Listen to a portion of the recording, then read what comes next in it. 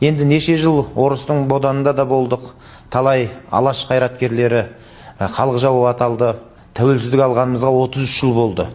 Бірақ сол өзге ұлттың тарапынан бізге бір айтылып қалатын кекесіндер де болды ғой. Қазақтың мемлекеті болмаған деп. Қазақ мемлекетінің тамыры қайда жатыр? Тарихшы ретінде бір тапқыр жауап айтып берсеңіз бізге. Сұрағыңыз өте орынды. Бұл енді бұны тұжырымдап тұздық қойсам, қазақ мемлекетінің тамыры қайда жатыр дейтін осы сұрақпен жалғастыруымызға болады. Бізде бұл өте маңызды, өте өзекті сұрақ бұл. Бізде қазақ хандығынан бастадық. Қазақ мемлекетінің құрылуы деп 1465 жыл деп 15 ғасыр. Оның өзінің де датасы дұрыс емес негізі. Ол енді бөлек әңгіме. Ал енді біздің мемлекетіміздің тамыры түркілік кезең деп тағы бір айтамыз. Сонау орта ғасырдағы түрік қағанаты. Ол да дұрыс емес. Біздің мемлекетіміздің тамыры сонау ежелгі кезеңде, тарихтың темір дәуірі дейді. Өзі ежелгі кезең тас дәуірі, қола дәуірі, темір дәуірі. Ортасында мыс тас дәуірі деген бар. Осындай дәуірлер бар тарихта. Ол айдан анық нәрсе. Сондықтан соның ішінде темір дәуірінде біздің сақ дейтін ата-бабаларымыз өмір сүрген. Сақтардың өзі көптеген түрлерге бөлінген, сақтардың. Міне, ал енді қарайық.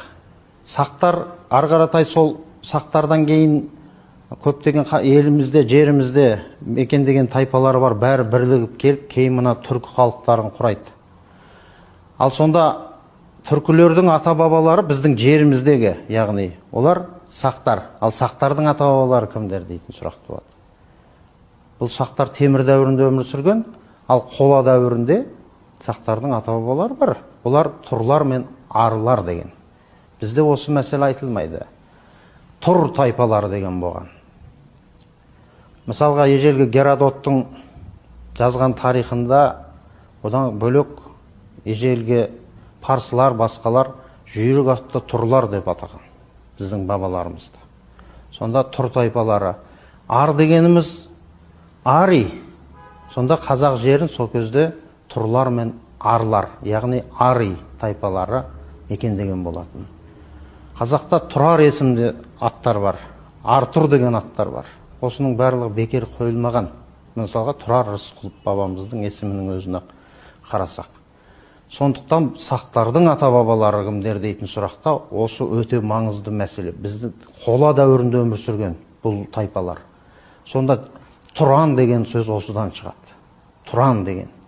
Тұрдың ан деген сөз мекен деген мағынаны білдіреді. Бізде отан дейміз ғой. Мысалға, от жаққан жерің деген мағынаны білдірсе, тұрлардың мекені деген сөз Тұран деген. Тұран даласы деп жүргеніміз сол. Ари дегеніміз ари нәсілді деген, енді ол Қазақстанның негізгі оңтүстік жағымен қазіргі мынау бүкіл Орта Азия дейміз, мына бер жетіндегі Өзбекстан, тұтас бар, мына жағында Тәжікстан жаққа дейінгі аймақтарда, кейіннен Үндістанға өтіп кеткен бабаларымыздың бәрі сояққа дейін барған ари нәсілділер. Сол жақта кейін біздің бабаларымыздың үлкен ұлы Моғол империясын құрып жүрген Бабырдың сода тұр. Енді осымен сабақтастыра келіп, енді осы сақтардың ата-бабалары осылар десек, сақтар енді кімдердің замандастары? Сақтар кезіндегі ежелгі гректер, ежелгі египеттіктер, парсылар, македондықтар, осылардың замандастары. Сол кезде міне біздің тарихымыздың тамыры қайда жатыр? Біз осы жаққа аяқ баспаймыз, осы жағы айтылмайды бізде дейтін. Мысалға қараңыздар, ежелгі мына гректердің тарихында марафон шайқасы дейтін бар. Марафон шайқасына сақтар қатысқан.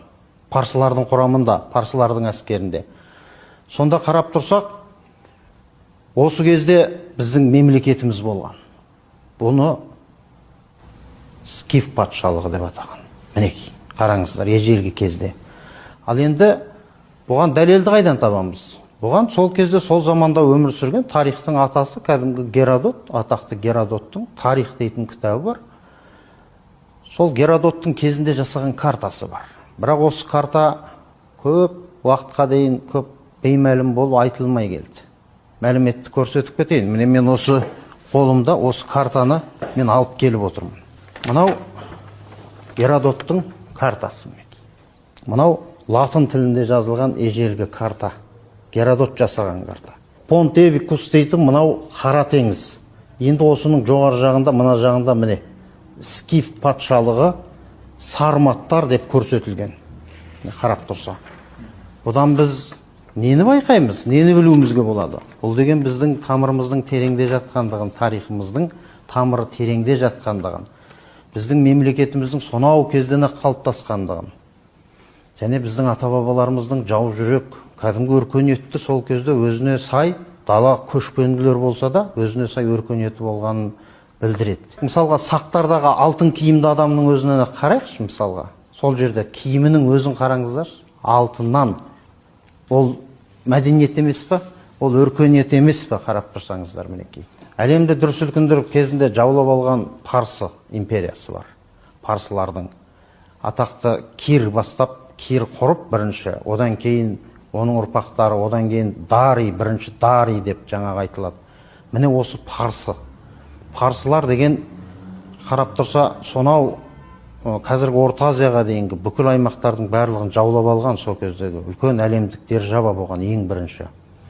Сол парсылар кімнен таяқ жеді? Кімнен жеңілді? Осы сақтардан, біздің ата-бабаларымыздан жеңілген болатын. Танайс дейтін қала бар. Осы Танайс осы картада көрсетілген. Ол Танайс жаңағы біздің жоғарғы Қара теңіздің жоғары жағынан шектесетін. Сонда мына Қырым жақ, бүкіл ненің барлығы кезінде осы скифтердің мекендеген, біздің бабаларымыздың мекендеген жері